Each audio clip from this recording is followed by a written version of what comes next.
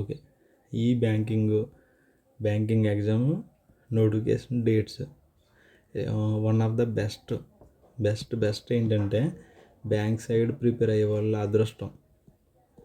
అదృష్టమో ఏంటో తెలదు కానీ బ్యాంక్ జాబ్ ప్రిపేర్ అయినోడికి లక్ ఫ్యాక్టర్ అనేది చాలా ఎక్కువ ఉంటుంది. లక్కీ చాలా ఎక్కువ మాట. త్వరగా సెటిల్ అయిపోవచ్చు.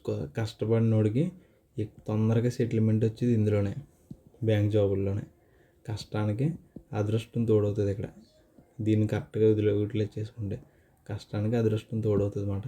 ఎందుకు ఈ మాట అంటున్నానంటే బ్యాంక్ జాబులు అనేవి ఫర్ ఎగ్జాంపుల్ ఒక సంవత్సరానికి 1 ఇయర్లో ఒక సంవత్సరం గ్యాప్లో దగ్గర ఒక 20 నోటిఫికేషన్లు వస్తాయి. ఒక 20 రకాల నోటిఫికేషన్లు, చిన్నవి అయితే ఏముంది, పెద్దవి అయితే ఏముంది, 20 రకాల నోటిఫికేషన్లు వస్తాయి. అండ్ లక్కీయెస్ట్ థింగ్ ఏంటి చెప్పిన, ఫర్ ఎగ్జాంపుల్ ఈ ఎస్బీఐ పిఓ ఉంది కదా, ఈ ఎస్బీఐ పిఓ అనేది ప్రతి సంవత్సరం వస్తుంది. ప్రతి సంవత్సరం నోటిఫికేషన్ వస్తుంది. అది తక్కువ పోస్టులు ఎక్కువ పోస్టులు అదంతా సెకండ్ ఇయర్. ఇక్కడ లక్కీయెస్ట్ థింగ్ ఏంటి, నిన్నేమన్నాను, బీటెక్ థర్డ్ ఇయర్ అవ్వగానే స్టార్ట్ చేయన్నాను ఎగ్జామ్ రాయడం. అప్పుడు నువ్వేముంది ఫోర్త్ ఇయర్లో నెక్స్ట్ ఫోర్త్ ఇయర్ రాగానే రాస్తాం.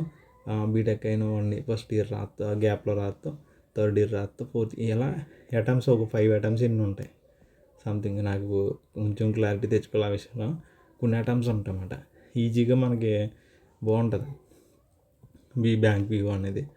ఈ జాబ్లు మట్టుకి ఓకేనా, మనం ఎక్కువ అటెంప్ట్స్ చేయగలదు అన్నమాట.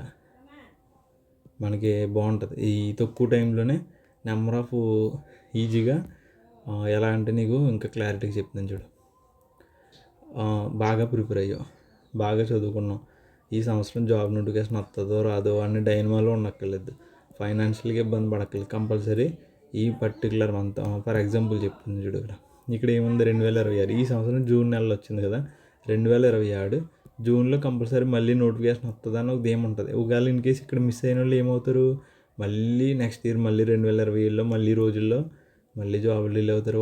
నెక్స్ట్ ఏమైనా కొట్టేళ్ళని కసి ఉంటుంది వాళ్ళు. మళ్ళీ 2027 టార్గెట్ పెట్టుకుంటారు. వాళ్ళు టార్గెట్ పెట్టి ఇంకెక్కువ కష్టపడతారు. ఇలా ఒక హోప్ అనేది ఉంటుంది అన్నమాట. ఇక్కడే ఉంటుంది. ఫర్ ఎగ్జాంపుల్ ఏపీపీఎస్సీ ఉందనుకో, స్టేట్ లెవెల్ ఎగ్జామ్, లేకపోతే ఎస్ఐపి ఎస్ఎల్పి ఆర్బీ ఉంటుంది, అది పోలీస్ ఎగ్జామ్స్. వీళ్ళు ఉన్నారనుకో, నీకు 3 ఇయర్స్ పట్టచ్చు, 4 ఇయర్స్ పట్టచ్చు, 2 ఇయర్స్ పట్టచ్చు. అసలు నోటిఫికేషన్ వస్తుంది రాదు కూడా గ్యారంటీ ఉండదు. అర్థమైందా? చాలా చాలా చాలామంది ఈ విధంగానే ఇబ్బంది పడతారు బయట ఏ జాబ్కి ప్రిపేర్ అయినా. చాలా దారుణం అంటే దారుణం అన్నమాట. ఈ సెంట్రల్ ఎగ్జామ్స్కి బ్యాంకింగ్ కానీ, యూపీఎస్సీ కానీ, ఎస్ఎస్సి కానీ, ఆర్ఆర్బీ కానీ వీళ్ళ అదృష్టం అన్నమాట. ప్రతి సంవత్సరం జాబ్లు వస్తూ ఉంటాయి. ఒకటి కాదు ఇంకోటన్నా కొట్టుకోవచ్చు, చిన్నదో పెద్దదో ఏదో ఒకటి కొట్టేసుకోవచ్చు గట్టిగా చదువుకుంటే. అది ఇక్కడ అడ్వాంటేజ్ అవుతుంది. అందుకే ఎగ్జామ్ డేట్స్ అని స్పెసిఫిక్గా మనం ఇక్కడ చెప్పగలుగుతాం. ఓకేనా, ఉదాహరణకి 2026 తీసుకుని నీకు చెప్తున్నాను ఇక్కడ. చూడు, ఈ ఎస్బీఐ పిఓ ఉంది కదా, ఇప్పుడు ఈ సంవత్సరం 2026లో ఏ మంత్లో రిలీజ్ అయింది, జూన్లో రిలీజ్ అయింది.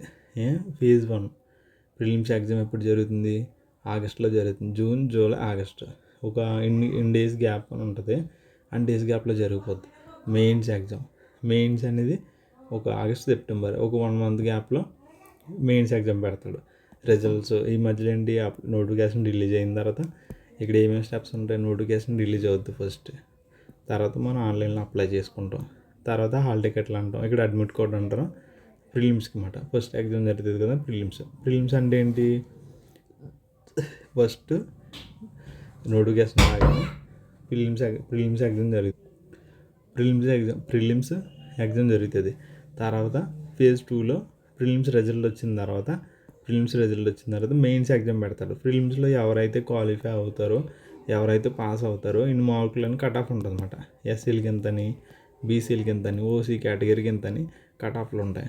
కట్ ఆఫ్ల ప్రకారం ఎవరైతే క్వాలిఫై అవుతారో క్రైటీరియా ప్రకారం వాళ్ళు మెయిన్స్ ఎగ్జామ్ రాస్తారు. మెయిన్స్ ఎగ్జామ్ రాసిన తర్వాత ఏమవుతుంది, ఇంటర్వ్యూ ఫేజ్ 3లోకి వెళ్తారన్నమాట. సైకోమెట్రిక్ టెస్ట్ అని, ఇంటర్వ్యూ అని.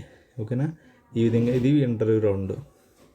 మన పర్సనాలిటీని టెస్ట్ చేస్తారు, ఇంటర్వ్యూ రౌండ్ అప్ చేస్తారన్నమాట.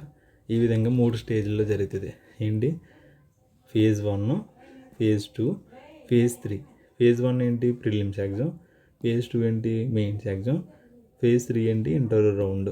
ఓకేనా. ఈ 3 స్టెప్పుల్లో ఎవరైతే క్వాలిఫై అయ్యి మన క్యాస్ట్లో, మన స్టేట్లో, మన జోన్లో ఎన్నైతే పోస్టులు ఉన్నాయో ఈ మెన్స్కి ఎన్ని, ఉమెన్స్కి ఎన్ని అనేసి అన్నీ కూడా ఒక హారిజంటల్ రిజర్వేషన్ ప్రకారం ఇవన్నీ కూడా కాలిక్యులేషన్ అయిన తర్వాత మనకి సెలక్షన్ వస్తుంది ఫైనల్ రిజల్ట్. ఓకేనా. ఈ నవంబర్ అంటే నీకు ఇక్కడ చూడు మొత్తం సెలక్షన్ ప్రాసెస్ ఎంతలో పూర్తవుతుంది. June, July, August, September, October, November ఇంచుమించు ఒక 5 to 6 months గ్యాప్లో ఈ నోటిఫికేషన్ మొత్తం ప్రాసెస్కి కంప్లీట్ చేస్తున్నాం. ఓకేనా. ఇక్కడ నీకు అడ్వాంటేజ్ ఏంటి, ఇక్కడ నీకు అడ్వాంటేజ్ జూన్ మంత్లో ఈ నోటిఫికేషన్ ఎస్బీఐ పీఓ రాశాను. నెక్స్ట్ జూలైలో ఇంకో ఎగ్జామ్ వచ్చేస్తుంది. పీఓలో జూన్లో ఇది రిలీజ్ అయింది కదా, జూలైలో ఇంకొకటి వస్తుంది.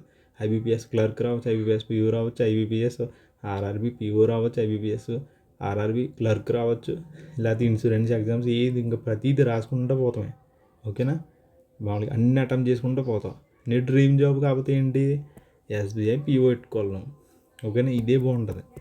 ఎస్బీఐ పీఓ చాలా పెద్ద బ్యాంక్ ఇది, స్టేట్ బ్యాంక్ ఆఫ్ ఇండియా అనేది మన పబ్లిక్ సెక్టర్ బ్యాంకుల్లో అతిపెద్ద బ్యాంక్ ఇది. ఓకేనా. అది ఉంది కదా ఆర్బీఐ తర్వాత, ఆర్బీఐ అంటే రిజర్వ్ బ్యాంక్ ఆఫ్ ఇండియా తర్వాత అతిపెద్ద బ్యాంకు. ఓకేనా. ఎస్బీఐ బ్యాంక్ అనేది మంచి బ్యాంక్ అన్నమాట. ఇది శాలరీస్ అన్ని కట్ట ఎక్కువ ఉంటాయి, బాగుంటుంది ఫీచర్స్ అనేవి. ఇది డ్రీమ్గా పెట్టుకోవాలన్నమాట ఉదాహరణకి. కానీ ఈలోగా చిన్నదో పెద్ద ముందు జాబ్ కొట్టేసుకోవాలి. నెక్స్ట్ చూస్తున్నాను చూడు, ఇలా ప్రతి సంవత్సరం ఏ జాబ్ పడితే జాబ్ రాసుకుంటూ పోతాం. ఓకేనా. అప్పుడు చూసుకుంటా మామూలుగా అయితే ఒకటి ఏ జాబ్ పడితే జాబ్ రాసుకుంటూ వెళ్ళిపోతున్నాను అనుకున్నావు కదా, ప్రతి జాబ్కి కూడా సిలబస్ అనేది ఒకటే, ఏం మారదు. Quantitative aptitude, reasoning, English, banking awareness ఈ 4 చుట్టూరునే తిరుగుతుంది ప్రతి ఎగ్జామ్ కూడా. అయితే ఇక్కడ ఏం చేయటం వచ్చి ఇన్సూరెన్స్ ఎగ్జామ్స్ ఉంటుంది కదా, వాటికి మాత్రమే కొద్దిగా వేరేది అడిషనల్గా యాడ్ అవుతుంది. ఇక్కడ బ్యాంకింగ్ అవేర్నెస్ ఉంది కదా, దీంట్లోని కరెంట్ అఫైర్స్ యాడ్ అవుతుంది. అది సెపరేట్గా నువ్వు స్టెప్ బై స్టెప్ నేర్చుకుంటున్నావు కాబట్టి నీకు ముందు అర్థమవుతుంది. ఈ ఇన్సూరెన్స్ తగ్గితే కొంచెం వేరే సబ్జెక్ట్ కూడా యాడ్ అవుతుంది అనమాట.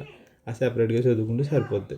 ఆల్మోస్ట్ నీకు ఏంటి reasoning, arithmetic, reasoning, banking awareness, English main ఏంటి ఇవే.